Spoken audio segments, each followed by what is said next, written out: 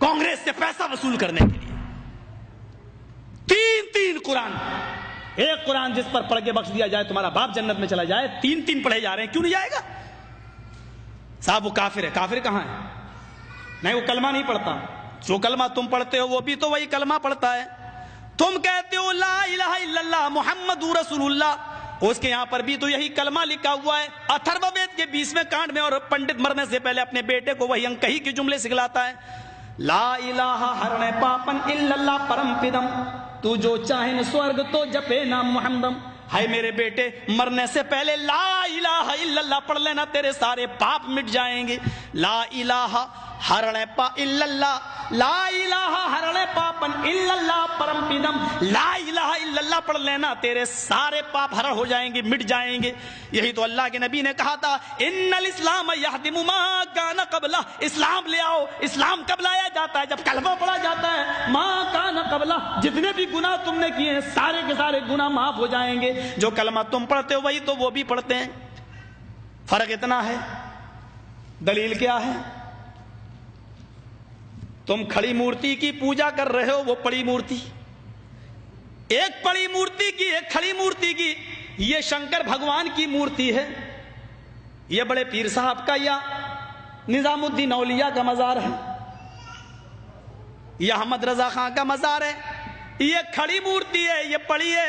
जो काम इस पे हो रहा है वही काम तो इस पे भी हो रहा है। वरना मुझे बता दो, हिंदू चुनरी चढ़ाए मूर्ति पे तो काफिर, तुम चादर चढ़ाओ तो पक्के मुसलमान, वो हार डाले तो काफिर, तुम फूल बरसाओ तो पक्के मुसलमान। ये कोई चीज खाने की मूर्ति पे चढ़ाए तो कहे प्रसाद, प्रसाद खाना हराम। यहां पर कोई चीज चढ़ाई जाए उसको कहो तबर्रुक है, और ये खाना बड़ा मुबारक। हिंदू मूर्ति धोकर उसका पानी पी और कहे कि ये गंगा जल से ज्यादा पाक पवित्र है, इससे बीमारियां सही हो जाती हैं। मुसलमान और उसके मौके पर कब्र धोकर पानी उसके बोतलों में भरे और कहे कि इसके आगे तो जमजम भी फेल है, तो ये पक्का मुसलमान। जो काम इस पे हो रहा है वही काम तो इस पे हो रहा है। और आज मैं फतवा देने का आदी नहीं हूं, लेकिन आज जज्बात में हूं, मैं ये फतवा दे के चला जाता हूं। मेरे प्यारे साथियों, अल्लाह की कसम, अगर भारत के और पाकिस्तान के, हिंदुस्तान और पाकिस्तान के, हिंदुस्तान का ये 20 करोड़ मुसलमान और पाकिस्तान का वो 15 करोड़ 10 करोड़ मुसलमान, अगर ये चादर चढ़ाने के बाद, चुनरी चढ़ाने के बाद, पर तबर्रुक खाने के बाद अगर ये जन्नत के अंदर चला गया, तो काबे के रब की कसम खा के कहता हूं कि भारत का 60 करोड़ हिंदू भी एक एक करके जन्नत में चला जाएगा।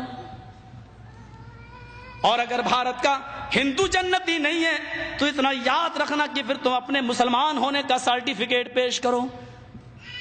तुम वो जहन्नम में क्यों जाएगा?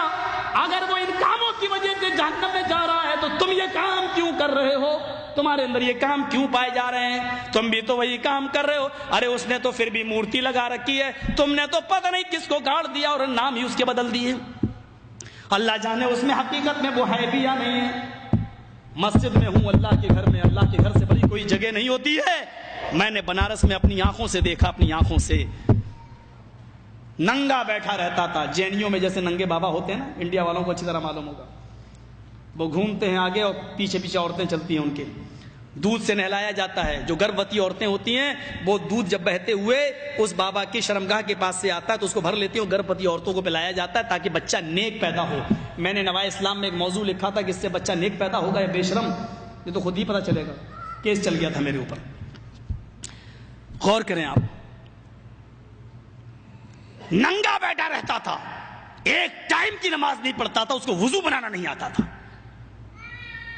मर गया जब वो, उसका मजार बना दिया गया। 3 साल के बाद उसका नाम रख दिया गया नंगा बाबा। नाम भी है नंगा बाबा।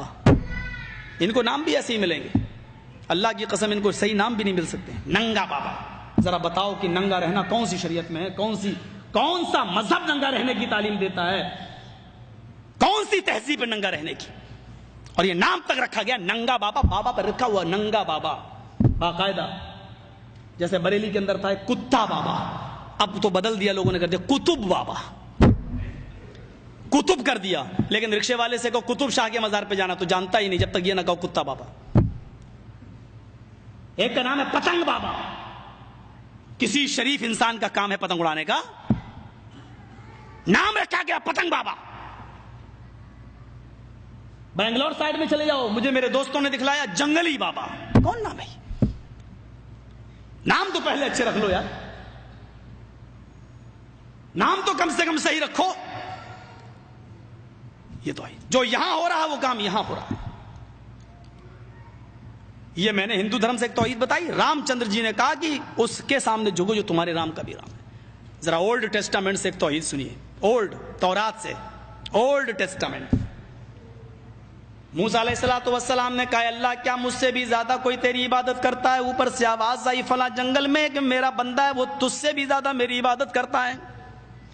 موسیٰ علیہ السلام اس بندے سے ملنے کے لیے جاتے ہیں, پہنچ بھی جاتے ہیں, کیا دیکھتے ہیں وہ سجدے میں پڑا ہوا ہے, نمازوں میں مصروف ہے.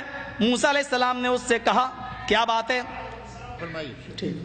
تو اولڈ ٹیسٹامنٹ میں آج بھی یہ لکھا